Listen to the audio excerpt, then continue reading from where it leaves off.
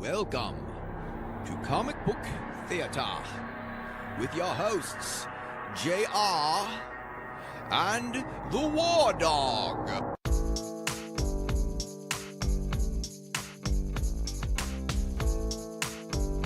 What is up? This is the War Dog. Welcome to another episode of Comic Book Theater. Today we have a really awesome guest, but before I announce the guest, let me just say, what's up, JR? What's going on, JR? How's it going, War Dog? It is going really awesome today. Today we have a really awesome guest, Jerry Rowe from the Collector's Corner. He is one of the ultimate Hulk fans. He's also a great wrestling voice impersonator. Jerry, what is going on, brother? Well, you know something, War Dog, and good old JR, Hulkamania's Running Wild, and the Immortal Hulk Hogan is the ultimate guest for the theater podcast, brother, and Hulkamania's running worldwide. And man, with WrestleMania around the corner, maybe, just maybe, I'll slam a few giants, man, and I'll win some world titles. What do you think about that, dude? Oh man, if you could see the smile that I got on my face at this moment. That was awesome, Jerry. John, why don't you tell us a little bit about what we're going to talk about today, Ben? That's awesome. And yeah, with WrestleMania around the corner, that's very timely. But we're going to switch gears just slightly. Everybody knows that Marvel still owns the rights to the Hulk name. So, you know, we've got Jerry on here for a reason, everybody. I've been hearing for months now that the title that you have to pick up, if you're going to pick up any new titles going around, whether it be DC or Marvel, either or, Immortal Hulk is that title that you have to pick up. Now, it's being written by Al Ewing, interior art by Joe Bennett. The covers are amazing. They're Alex Ross covers, which honestly, that's one of the reasons why I kind of feel like I missed the boat, because I'm an Alex Ross fan. One of my favorite covers that he's ever done is his cover of Power Girl.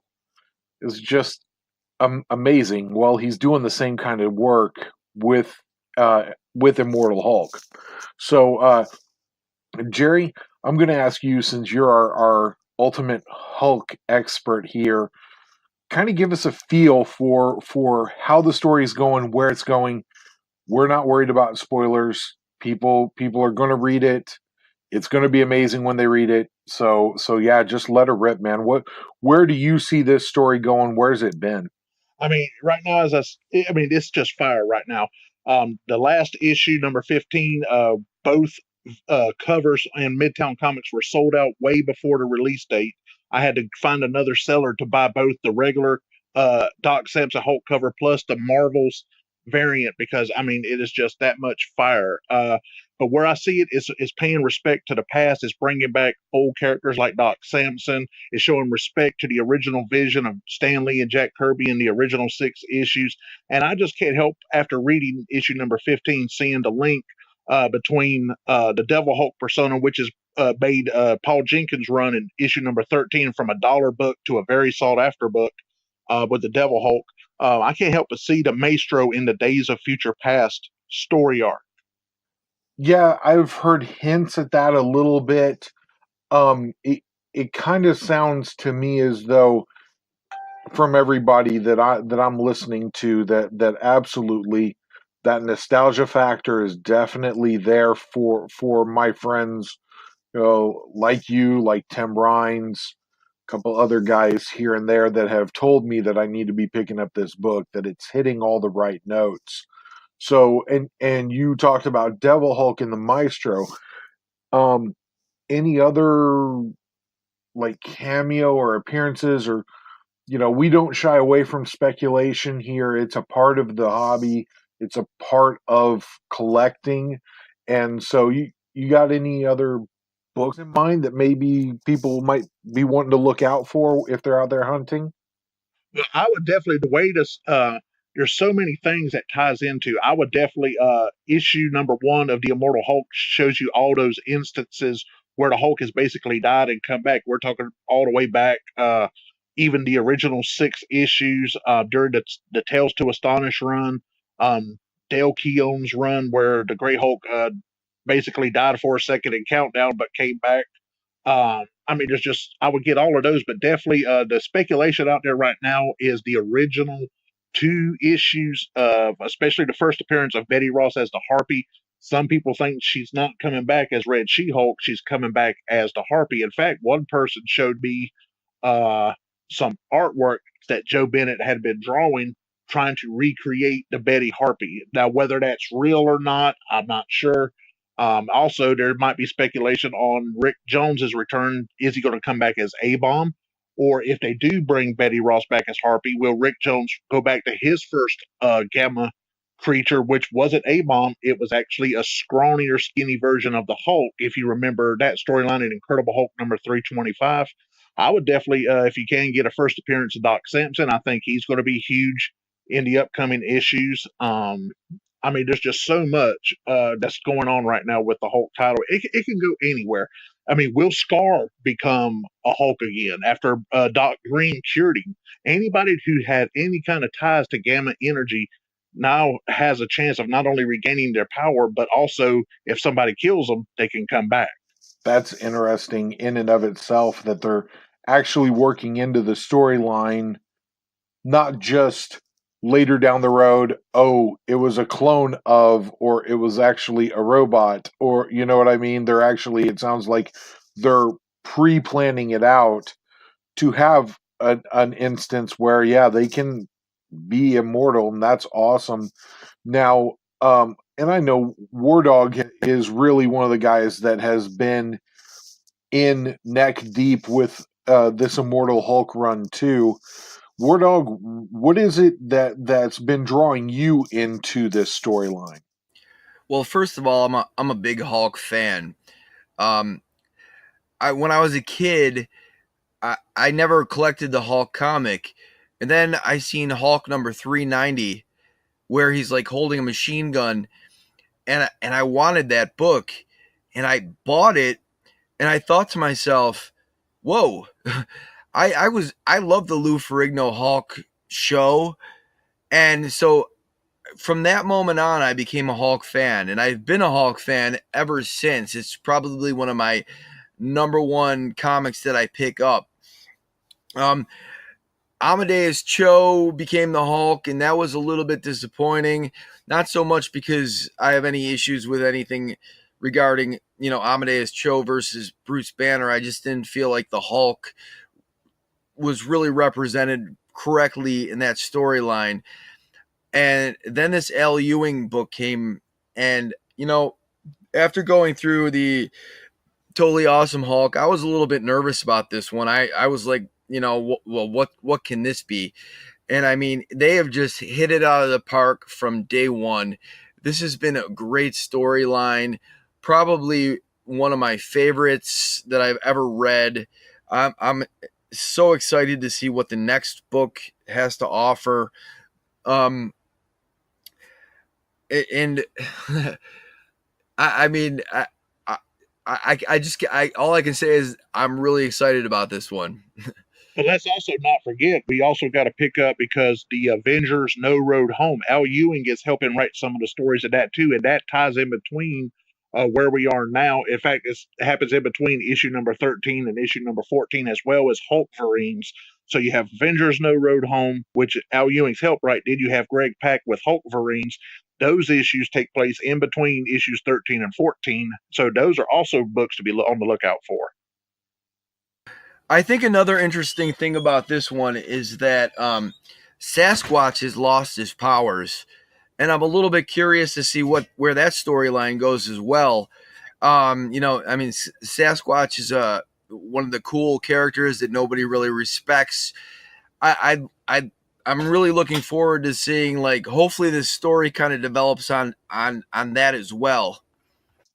So, with all of that being said, and we've covered the speculation, we've covered, the fact that Alex Ross is just killing it on the covers, and it doesn't feel like they're misstepping at all. They're paying homage to previous storylines with underutilized characters, and even did I hear it right that they actually are even referencing?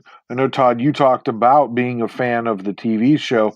I think everybody of our age group is, in one way, shape, or form, a fan of the TV show. Jerry, did you say that there might have been something where they were referencing characters or actors from the TV show? Yeah, I mean, number one, you had in issues well, she's been there since pretty much the first issue. You have Jackie McGee, who is basically a play on a homage to the Jack McGee character from the TV show.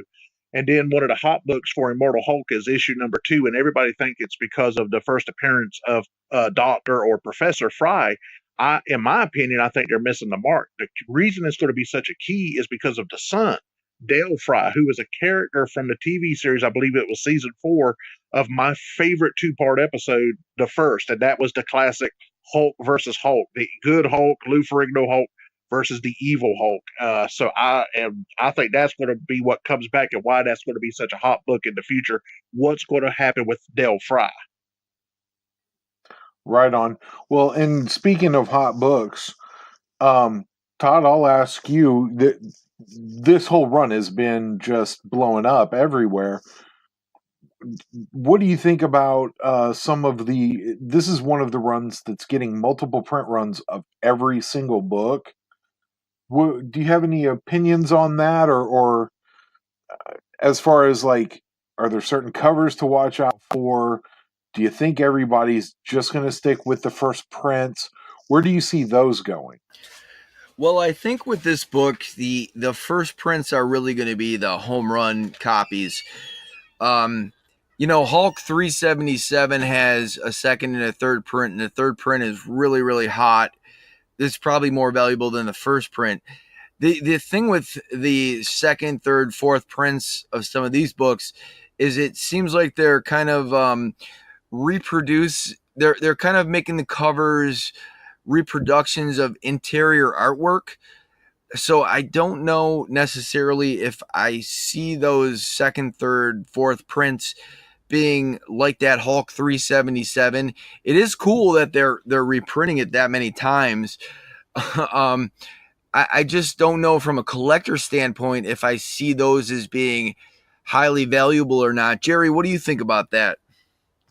I mean, to me, the reason why these books are just selling, number one, is great storytelling. That's the key. That's one of the main things when you buy a comic book, you want a great story. And number 2 is you got incredible art. And people want both. You got to have both to have a successful comic. If you have both great story and great art, people are going to buy it. I have bought comics over the years, had a great story, didn't have as good art, and the artwork, no matter how good the story was, sometimes turned me off. Then I've had some that had incredible art, but the story was so boring I couldn't keep up with it.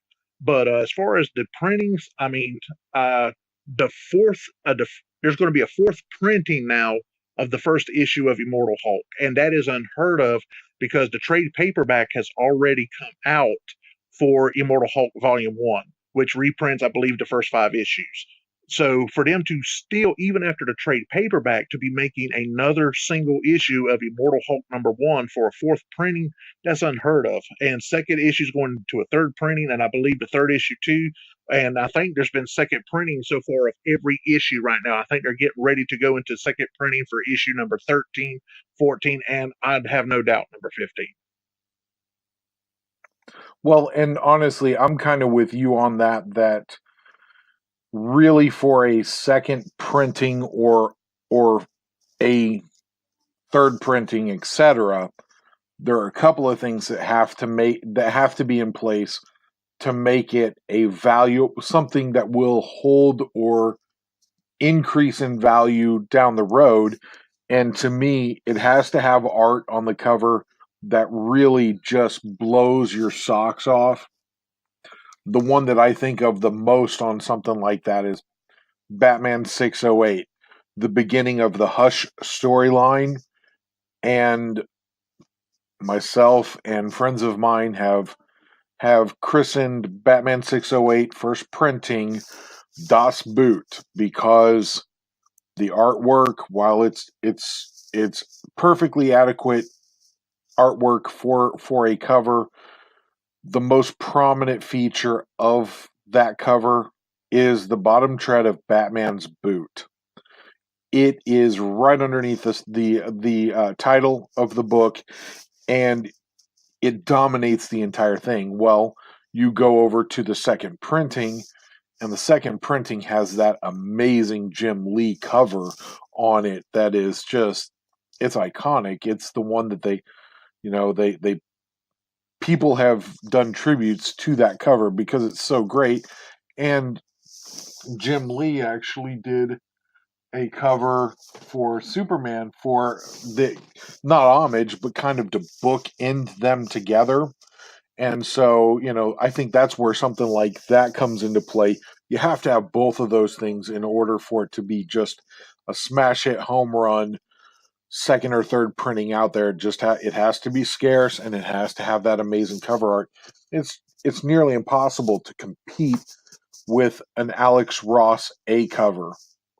You know what I mean? It's going to be really hard to do anything with that, as far as, I don't think you can improve on that. You know what I mean? Yeah, 100%. I mean, that might be the biggest struggle for the second, third, fourth prints of those books is the fact that cover A has got Alex Ross artwork on it, and every single book is just you walk into the store, you see those books, and I don't know how anybody passes those up. They're beautiful. Alex Ross is killing it on every single cover. And you guys remember it was just what, 10 years ago? If you wanted an Alex Ross cover, that was a special variant, and you would have to pay anywhere from $10 to $30 for an Alex Ross cover on a book. Now it's the regular cover. I mean, it can't get any better than that.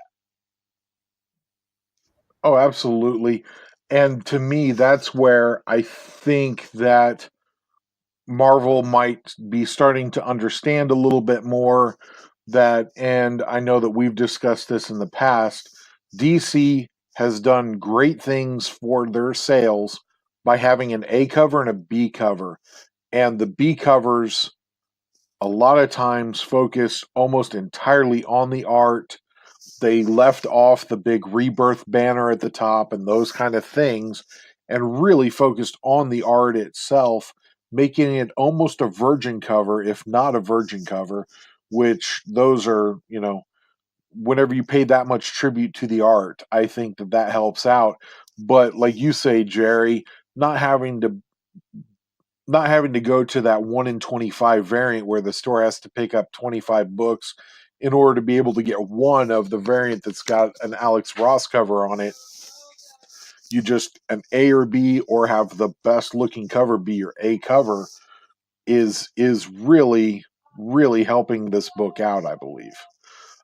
Now, if you guys don't mind a little bit, I want to transition away from Immortal Hulk here for a little bit, because we've got a couple of events that are coming up from Marvel in the near future. One of them is War of the Realms, and I hate to say this, guys, I've overlooked War of the Realms myself personally because I get a little burnt out on the ultra everybody's included in this crossover event that Marvel seems to do like every 3 months or so. And I've already actually kind of looked past that and on to the Carnage event that's coming up that Donny Cates is writing for. And I'm curious to know, of those events that are on the horizon there for Marvel, which ones are you guys most excited for?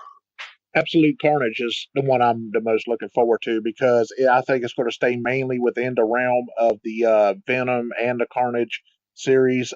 Because with War of the Realms, from what I'm hearing, and you guys correct me if I'm wrong, it's going to be so spread out to get the entire story. You could be looking at buying anywhere from 60 to maybe what, 80 books just to keep up with the entire story.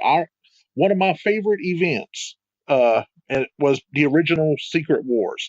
I mean, it basically was limited. The main story was right there in the 12 issues. You didn't have to buy all the tie-ins to understand what was going on in the main story. Infinity Gauntlet was the same way. Yeah, there was a bunch of crossovers, but the majority of the story was in the original 6 issues. Now, with what Marvel's doing, you have to buy every issue that ties into the event to get the entire story. And money wise, because of the price of comics going up, you can't afford to do that. Yeah, I agree. That's insane, and it's it's kind of sad that they can't drop the price on some of the comic books that they're putting into this War of the Realms series. I mean, okay, I understand that you might want other, like, younger kids or other people to be able to experience other comic books, but I mean, at $5 a pop, when you know that they're probably going to be dollar bin books in like 2-3 years, it just doesn't make any sense. The one thing on the War of the Realms that I did read was I think that Odin dies in like the very first one, so that might be one to check out and keep your eye on. But like Jerry said, I'm really excited for the Absolute Carnage. John, you were saying something about Donnie Cates doing a video or something about that. Yeah, if anybody that was paying attention to C2E2, Donnie Cates dropped that they were doing Absolute Carnage, and this is where old school nerds like myself and I think Todd for sure. Jerry, you're a lot younger than both of us, right? Yeah, I'm only 41. Oh yeah, no, you're Todd's like 82 or something. No, It's I'm amazing 41. he has it's amazing he has as much energy as he does. No, actually I'm the old man of the group at this point at 42. So anyway, I digress. Donny Cates releases this video at C2E2 and letting people know that he's doing Absolute Carnage. And of course, everybody loves it. It's great. The thing that everybody kind of giggled about and this kind of thing too, and we're talking about multiple prints of single issues and that kind of thing. But Donny Cates, kind of tongue in cheek at the very end there, basically says, Jim Lee, we're coming for your X-Men #1 sales record with this one. And of course, everybody snickers. They sold 90 bajillion copies of that or something. And the collector in me says, don't do that. Don't. But on the other hand, the fact that he's referencing it, it's nice. It's a little refreshing to have some of these writers really show off the fact that, man, they're plugged in. They are fans of comic books from way back, those kind of things. But like I kind of hinted at there and what we were talking about before, multiple print runs. I don't see 8 million copies of that book being sold, but man, I could see several 100,000 copies of that book sold via multiple print runs. What do you guys think? I think records are made to be broken. And if you have, like I said, you already got an amazing writer in Donny Cates who has proven, I mean, everything he has touched has been gold. So you got that going for an amazing writer. But if you have, I mean, and I love Ryan Stegman's art on Venom. I ain't taking nothing away. But could you imagine if they really hit it the way they need to? I mean, if you put in a top-notch artist like a Jim Lee or a George Perez or Joe Bennett or anybody out there right now, I mean, that's over the top. They can do it because, like I said, Immortal Hulk, fourth printing, it can be done if Marvel hits it right. I don't know. I think that X-Men #1 sold 8.1 million copies. I think I read something about that. That might be a little bit tough to eclipse just because of the fact that X-Men is strong of a property as it is, and it was really, really strong back then. I would love to see, well, you know what? I don't know. Actually, being a collector and actually trying to make the most out of the books that I get, I hope they actually sell like 3,000 copies so that the ones that I have are actually really, really valuable. But I don't know if they'll hit 8.1 million, but I think with Donny Cates writing it, and if they get some really sweet artists doing covers, and they do like the X-Men did, I mean, I gotta imagine that the X-Men one was probably, I mean, they had like 5 covers, didn't they? So I got to imagine that 8.1 million is made up of sales on all 5 of those covers. Oh yeah, for sure. And truthfully too, you got to remember this is back before Image happened. This was during that time where people were speculating, and look, we all know that it comes up occasionally that people feel as though speculation is not good, it's bad. And I'm here to tell you that I really truly believe that collectors and people in the industry of making comic books have learned from that crash in the 90s. Like you say, they're going to vary it enough as far as print runs and those kind of things that you're not going to, I don't believe. Two, the other thing that I need to mention in there is eBay is a thing now that wasn't a thing in the 90s for all you young kids. The market is going to bear what the market bears, and we have never before in human history had a marketplace like eBay that is literally the world's marketplace. The speculation is only going to be able to go so far before it simply won't sustain itself, and it will be curbed. Whereas in the 90s, people were walking in and getting a box of 250 books, paying for them, and walking out and thinking that they're going to be able to retire or pay for their kids' college on those things.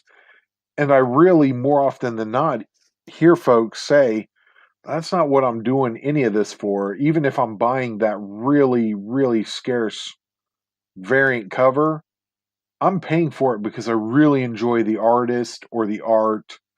Very rarely do you hear somebody say, I'm buying this comic book that's costing $60 because I think in in 5 or 6 years it's going to be a $600 book. Very rarely do I hear that. I'm in total agreement. I mean, like and I think Todd and me have talked about it when Immortal Hulk came out, and like I said, I know we're jumping back to that, but when I bought the Avengers No Surrender, where he makes his appearance in there, and then the Immortal Hulk, I had no idea that comic is going to be shooting up in value like it is right now. You buy a comic because you enjoy the story. I'm not looking to get rich off my collection. I'm looking to just enjoy good stories and reread them over and over and over again. So if it goes up in value, sweet. But if not, I mean, I have no intention of selling anything from my collection. Hi there, this is Deadpool. I listen to comic book theater when I can't go to the bathroom or I'm a little backed up, so that always gets the job done. All right, we're back from our commercial break, and we got a whole second segment. John, what are we going to be talking about on this second segment? War Dog, we're actually going to take a look over at the Comic Book Theater Podcast Facebook page. If you're not a member there, highly recommend you get in and become a member there. Also, we absolutely would love it if you would like, share, and subscribe, all of those things to our podcast through the different media outlets, whether it be Facebook or Podbean or iTunes. Make sure that you're doing that. That absolutely does help out the podcast, and it lets you know when we're coming out next. But the Facebook page, what we've done is we've actually went in and scientifically proven the best 32 comic book characters ever, all time, end of time. Not really. Actually, list that me and Todd came up with for a best of 32 tournament, because it is March Insanity time, and so it's time for tournaments to be happening. So we've got a DC bracket with 8 characters, a Marvel bracket with 8 characters, and decided to go the route of having 2 separate brackets for indie characters. So I will tell you, terribly difficult. There are definitely going to be characters that got left out that should not have. Just like any tournament, if you have that kind of a limit on it, you're going to leave out really great characters that should be in the tournament, or you would think maybe in the tournament, and they just came an eyelash away from making the cut. So we're actually through round number 1, and so in the DC bracket, we actually have 4 characters that really is no shock to anybody. But just so you guys are aware here, round 2 DC is Batman versus the Flash. That's our first matchup in round 2. Batman's had time to prepare, hasn't he? You know what? This is the great thing about that too, is it doesn't matter whether he's had time to prepare or not. It's whichever one you like the best. It's a complete and total popularity contest. If you like Batman more, you go say Batman wins. The only thing is, I highly recommend that you have all of your friends vote with you, and don't discourage people. Have everybody vote. It will be good fun. There's been a lot of good banter back and forth between people, whether they're on the winning or losing side. But Batman destroyed the Teen Titans. That was not a shock. And Flash and Green Lantern, they were a little closer than I thought, but Flash definitely pulled out the win in the end. The other matchup is Superman versus the Joker. So, and to be honest with you, yes, the Joker. Superman, I have to admit, I thought Harley Quinn was going to beat Superman in the first round. And by the way, you guys can see the brackets over on the Facebook page, and so you know that's how that worked out. But Joker beat Wonder Woman and Superman beat Harley Quinn. A little shocked, but not really that Wonder Woman lost. Anybody have any like wild opinions on those first round matchups and how they came out, and or the second round matchups? Well, if it was Teen Titans Go that Batman beat, I am just all for that because I cannot stand Teen Titans Go. So if that's who Batman beat, I'm just thankful.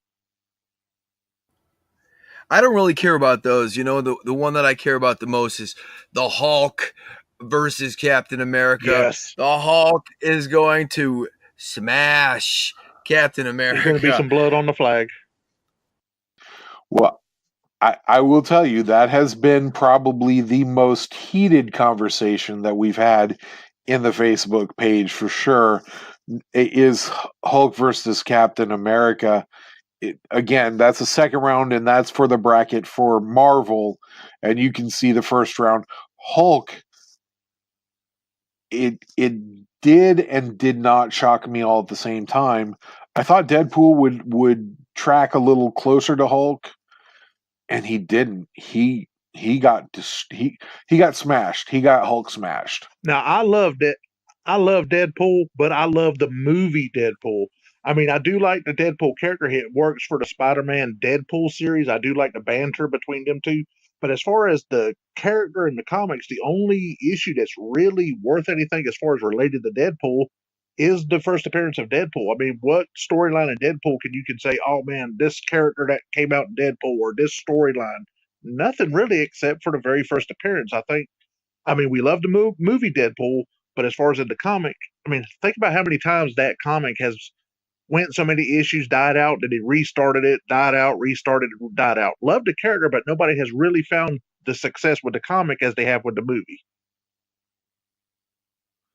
Yeah, I tend to agree with that as well. Is Ryan Reynolds? It was the perfect actor to play Deadpool in the movie, and I'll say this too, that I believe that Marvel has been extremely lucky with all of their casting of finding people who, for more or less, they embody the character for this age and time, and that started with Robert Downey Jr. and Iron Man. But even having said that, Captain America beating Thor in the first round, Captain America's he wrecked Thor in the first round too. So there's there's going to be some back and forth here, and like I say, that's so far that has been the most heated conversation back and forth on the page is whether or not Hulk is going to win or Captain America. And I know guys like Gauze, he's going to come out, he's going to support Captain America, but you know, there's quite a few Hulk guys over there too. Um, the one that I was hopeful for that didn't work out was I was hoping to get a Venom Spider-Man matchup in the second round, and it ends up being Spider-Man versus Thanos. Um, Thanos, I think he cruised in based on, you know, Avengers Endgame coming out and being in the forefront of everybody's mind. Spider-Man, obviously the number one seed for Marvel.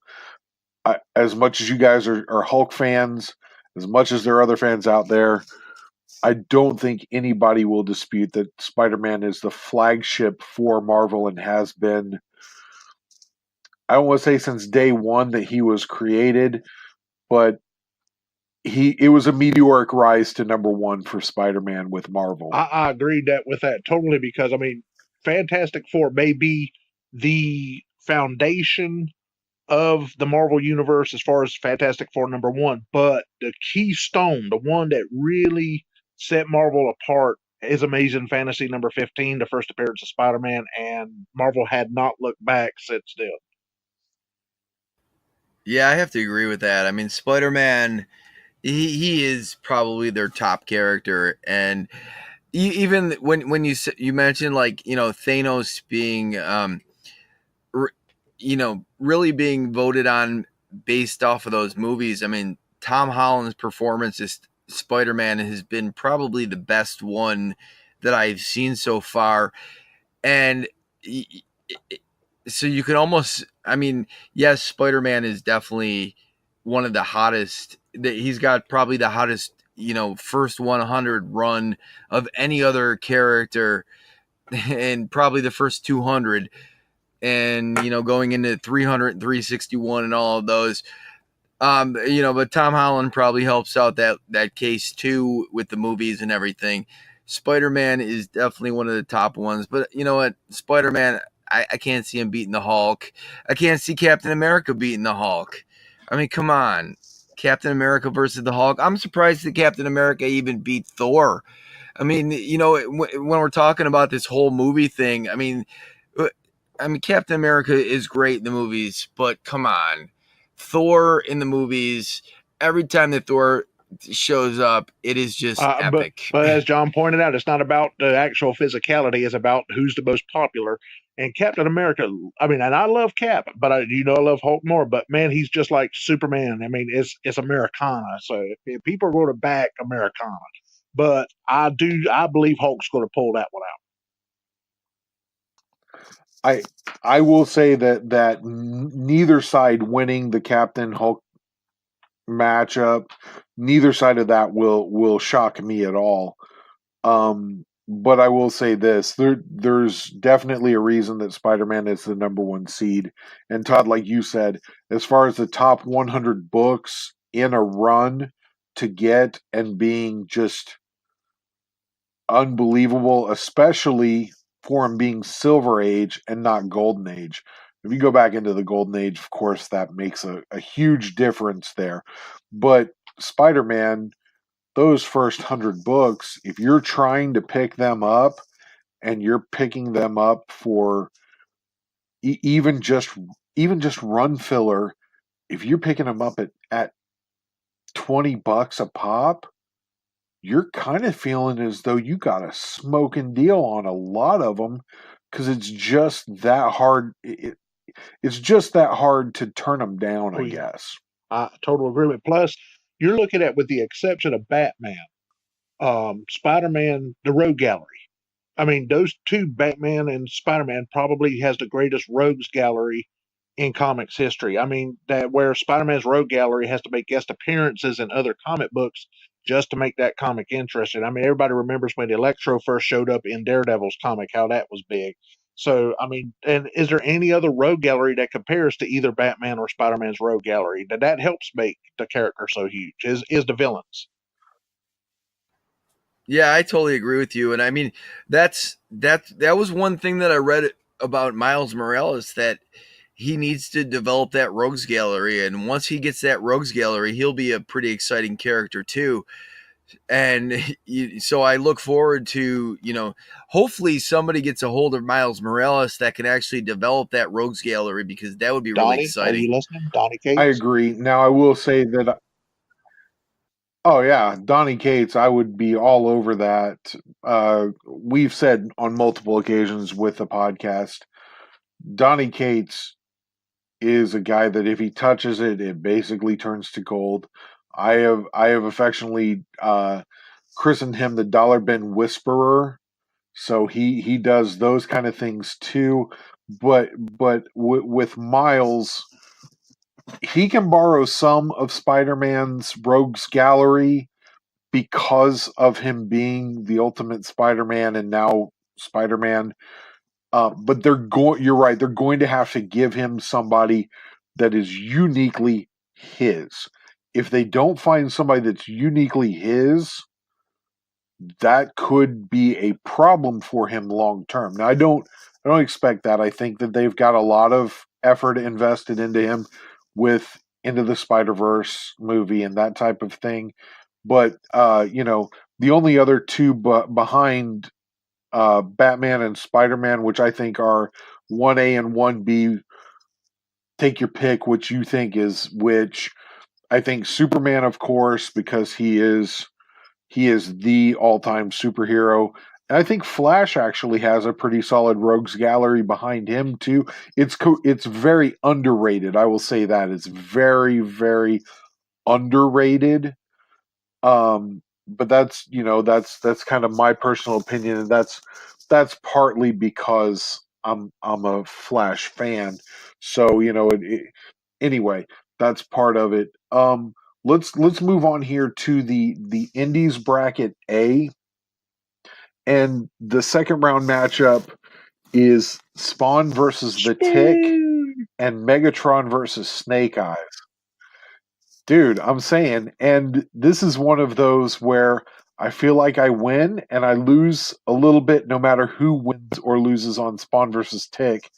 Because if any of you guys know me through social media, through Facebook, you know that my profile picture is a lapel pin that I own, that I wear almost every Sunday to church, is a lapel pin of the Tick. I believe it was given out at New York Comic Con.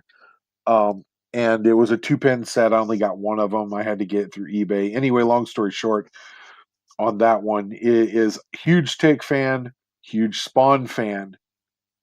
Which one would I vote for? I don't know, honestly. I want to say every time I want to say the Tick, I change my mind to Spawn, and every time I start to say But Spawn, I speaking of change my mind to Spawn, the Tick. have you seen Todd McFarlane's homage for the upcoming Spawn number 298 cover, which is an homage to, I believe, Amazing Spider-Man number 298?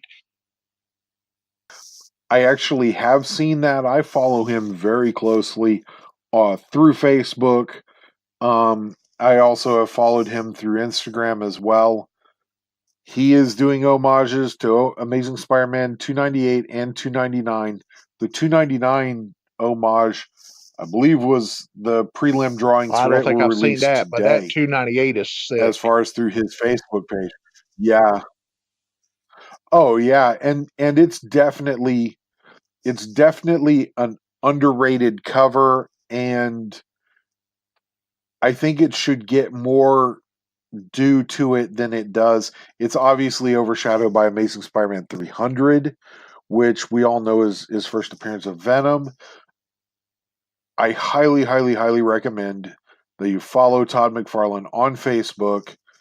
And I'm going to spoil the stories, but understand that even though I spoil the story a little bit here for you, it's a great idea for you to follow him and go look in his archives of his videos. Essentially, the reason Venom is who he is because Todd McFarlane did not want to draw Spider-Man in the black and white costume anymore. He wanted him back in the original red and blue and that's what he was begging for from the time they tried to sign him on there. He moved, and the reason he moved to that title was under the condition that he could draw him in his original costume. So that's one thing. The other thing is the original artwork for the cover of 298. The story behind that is amazing. Again, I'm not doing it quite justice, but I'll give you a synopsis. Todd McFarlane gets on to Amazing Spider-Man, does the cover for 298.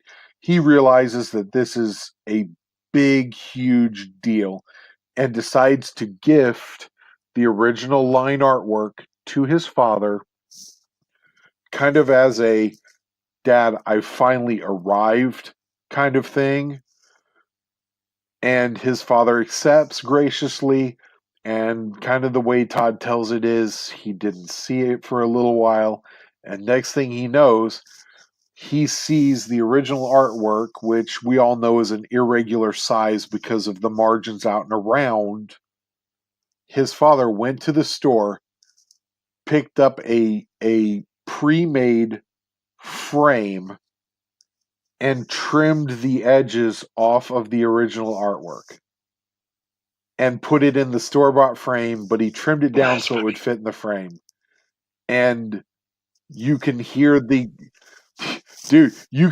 I can hear literally people who aren't listening to the podcast right now. It's like there's a disturbance in the force. Like everybody who's ever heard that, they immediately, their heart sinks a little bit because they're like, oh my gosh, it's not original anymore. But to me personally, the story behind it is worth so much more than it would be if it was still pristine 10.0. You know what I mean? I would still take it even as is, just to have a Todd McFarlane original. 100%. 100%. Anyway, getting back to Spawn and the Tick. Tick has a high road to go there. There is a reason why Spawn was the number one seed in this bracket for Indies A. I really think that he is popular enough that he could carry it. But I think, Megatron beat Rick and Morty in round one. And you guys have any insight on why you think maybe Megatron beat Rick and Morty and Snake Eyes beat Bloodshot? Because Megatron is cool. That's why. And Snake Eyes is cool. I think that Megatron actually takes you back to a lot of us, probably the guys that are participating. It takes us back to the 80s cartoon that we all watched and loved. And so, I mean, I could see that being the reason why Megatron would win. The same thing with Snake Eyes. I mean, it takes you back to that old school cartoon and remembering, as we were growing up. I mean, this might just be a bunch of old guys voting on on what we see as nostalgia more than anything else. Yeah, and absolutely, I believe too, is probably the nostalgia vibe that you get thinking of those two. Now Bloodshot is a beloved Valiant character, but I'm going to kind of transition this over to Indie Bracket B as well. Unfortunately, the Valiant universe had some really extremely tough matchups in both of the indie brackets. But the indie brackets are actually where I saw most of the upsets happening.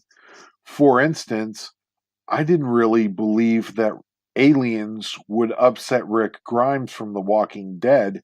That one shocked me quite a bit because of the overwhelming popularity of The Walking Dead historically. But Aliens has been around since what, the late 70s? I mean, you have the long-term factor versus The Walking Dead, which is the latest trend. So for longtime fans, especially of the entertainment genre, to me, that's not as much a surprise because Aliens is established. I mean, they got another movie soon coming out where right now, me and Todd were talking earlier.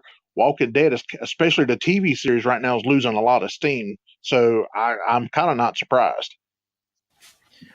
Yeah, The Walking Dead has kind of slowed down a little bit. I think the toughest thing with the whole zombie world is that this. I don't know how much more of the story you can tell and make it interesting. Where the aliens story, they can just pop up anywhere, and you constantly get good stories. Even I mean, I was a fan of Prometheus, and I don't know what the second movie was called, but I like the second movie too. I mean, every alien movie that's ever been made has been great. Even when the aliens popped up in Spaceballs, I mean, that was great as well. So I could see that. I could see the aliens beating Rick Grimes. Right on. Well, and the other one, because we have such a large chaos faction in our listenership, it actually was a little shocking that Lady Death beat Optimus Prime. But again, I think that this is one of those where the nostalgia factor showed up and really won the day out for him.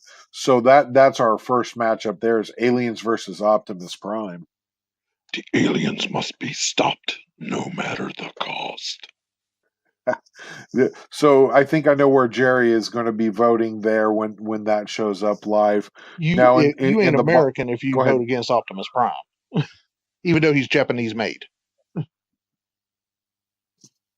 That's true, but there's something there is something American about bringing that over here and turning it into what they turned it into, which is a juggernaut. Let's be real. Now, the bottom matchup for that and the last matchup of the second round is Teenage Mutant Ninja Turtles versus Hellboy. Both of them having respectively taken out Exo Manowar and Toyo Harada from the Valiant universe. Like you say, the Valiant universe had some really tough draws this year, and I really do expect that probably next year, based on the fact that we had some characters left out that absolutely should have been in. I can foresee us expanding the field next year.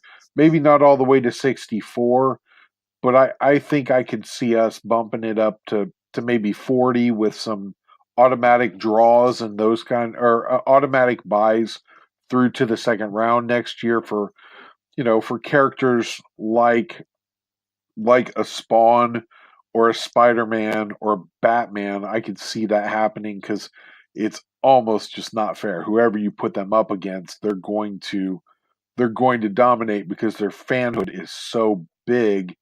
It's impossible to compete with them.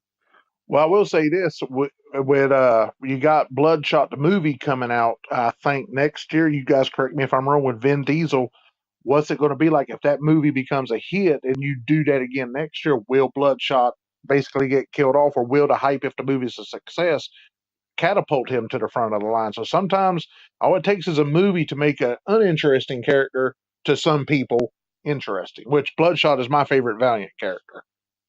Yeah, I have to agree with you on that. Bloodshot's probably my favorite Valiant character as well. And I think the movie, and I think the selection of Vin Diesel is great. I look forward to that. The Valiant universe, they do have good characters. I don't know if anybody knows who Toyo Harada is. I barely know who he is, and I'm a Valiant fan. Bloodshot and Exo Manowar are good, but when you put them up against somebody like the Teenage Mutant Ninja Turtles, I just can't see them beating them just based on the fact that there's so much nostalgia and there's so much to go. There's so much with the Teenage Mutant Ninja Turtles that I think most people would probably vote for them. I think Valiant really needs some movies, just like Jerry said. Oh, I agree that movies definitely play a part, and let's be real here too. This is a complete and total popularity contest, so I'm letting people factor in whatever they would want, and really, it does come down to, like we talked about, Rick Grimes and The Walking Dead may be on the decline with popularity, whereas some of these might be on the ascent in popularity. Yeah, I absolutely think that next year we're going to see different results, especially in the first round. But the seeding, I think, will be much different next year too. Um, in that, you're when you expand out a tournament like that, you know, maybe I accidentally left somebody out that next year I look at them and say, no, their seating should be much higher, and that's cool too. And Todd may agree or disagree, and we had a play-in game as well where some of these guys showed up and were put in because there was some disagreement on who should make it. So we decided, hey, let's have a play in, and the top two get in. And I think that worked out well. Shoot, we may have a play in again next year too. But so real quick here, as far as the tournament goes, I'm going to ask each one of you for who you think the favorite is to win the whole thing, and who you think your dark horse candidate to win the whole thing is. Hulk wins it all. He'll smash the Marvel one, go to DC, smash whoever wins there, and then smash whoever wins the Independence. Hulk takes everything. I would like to agree Hulk with Jerry. smash, that's it. No dark horse candidate from either one of you. It's just Hulk smash. No, I like the Hulk, and I hope the Hulk actually wins, but I can't see the Hulk I can't see anybody beating Spider-Man. I think it's gonna probably end up, and I don't know how the brackets are aligned, but I could see Spider-Man and Batman kind of dueling it out, because like Jerry said, and you said, JR, that they got the best rogues galleries. I mean, that's basically, who probably should be battling it out. A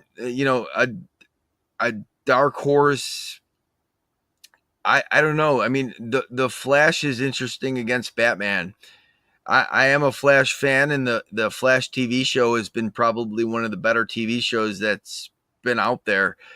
And if people are voting based off of that TV show, I could see the Flash actually, progressing and moving forward and beating Batman. Yeah, I mean, I will say that the way that I seeded it out was Batman was the number 1 seed there, and Superman was the number 2 seed.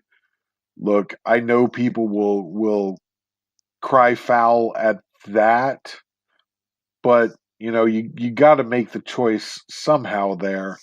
And yeah, I could kind of see maybe the Flash pulling out against Batman, but more than likely, I see the Flash just being super competitive with Batman, and Batman winning the DC one. I see Spider-Man personally. I see Spider-Man winning the whole thing. That's who I see winning the whole thing, just because he's the crown jewel of what arguably is the most popular comic book producer in the world. So I mean, it's a total homer pick, as far as it doesn't get much more favorite than that. And the same thing is true of Batman. I'm not going way out on a limb on either one of those choices. The only one that I really see that I think might put up a fight, that would be my dark horse. And even at being a dark horse, they were the number 2 seed in the Indie B bracket. That's Teenage Mutant Ninja Turtles. I think we may actually have a strong enough faction of shellheads in our listenership that they may actually be able to pull it out. Maybe.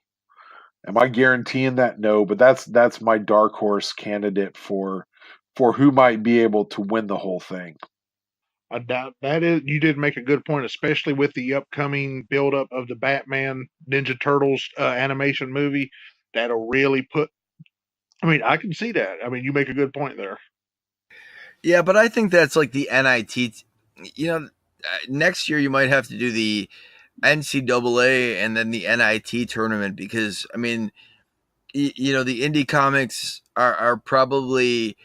I'd like to see the indie comics battle it out and see who would win just among them because Marvel and DC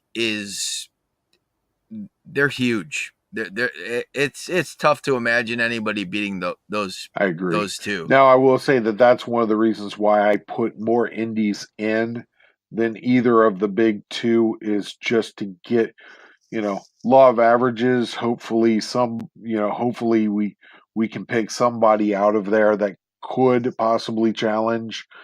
But I mean, really, that's one of the reasons why I think Teenage Mutant Ninja Turtles has a shot at it, and I think Spawn has an outside shot as well, just because it's one, if not the, it is one of the most successful indie comic books of all time ever. I actually think it's probably a pretty safe assumption to say the most successful ever, and so I think that it has a shot. But again, I'm with you, Todd. We might revamp this where we have indies only, and then we have the big two only. And honestly, you guys can let us know on the Facebook page. You can let us know in the comments on YouTube or at the podcast wherever you listen to it. Let us know what you think as far as how we might revamp the tournament for next year. I'm all about making it better for you guys as listeners, and I've got a lot of the legwork done for doing it for next year, so it won't be an issue for us to expand it, to turn it into two separate tournaments if we want to, however we want to do it. Shoot, we might even revisit this again in 6 months and do it again after some of these movies have dropped. I totally agree with you, and I think that we probably should revisit it next year and see possibly doing a DC versus Marvel and an indie one by itself. It would be interesting to see who prevails, especially like when Stan Lee comes on and talks about when he used to come on and talk about Marvel versus DC. It was always entertaining, so it would be entertaining to see if DC or Marvel was able to pull it out. Of course, I'm probably more of a Marvel guy, so I think Marvel would. I think Spider-Man would probably always pull it out, but it would be interesting to see from the indie bracket who could pull it out. So I think we've pretty much we've reached our limit on time. You guys got anything else before we wrap this one up? Yeah, I think you're right. We're right up against it today, and it doesn't look like we had time to coax Stone Cold out. I definitely want to save that for another. What? What? You've been mean I've been sitting right here waiting on you to quit flapping your little gums to give old Stone Cold Steve Austin a chance to come on to the podcast and give his views. I'll stomp a mud hole in you and walk it dry. I'm sorry, Stone Cold. You're sorry. Yeah, you're definitely sorry. You're sorry as can be. I'll stomp a mud hole in you. Wham, Stone Cold Stunner. How dare you have me? Jerry, I need some more beers. I need not one beer, not two beers, not three beers, not four beers, not five beers, not six beers, not seven beers, not eight beers, not nine beers, but 10 beers and a Bloody Mary. I'm all over it. I'm taking orders at this point. Absolutely. Somebody put it on my tab. Let me tell you, if you want to have a successful podcast, Stone Cold Steve Austin's got one of the most successful podcasts. You put him on your podcast, and it'll shoot up to the millions. And that's the bottom line, because Stone Cold said so. I don't think we can top that, Todd. I think that's where we cut it off at, dude. Yeah, that was perfect, dude. That was perfect. I can't stop laughing over here. All right, everybody. Well, this is the end. We're wrapping this one up. Thank you for joining us. If you've made it this far, you've heard some awesome Stone Cold madness. Thank you, everybody. Peace out from the War Dog. Peace out, guys. And that's the bottom line.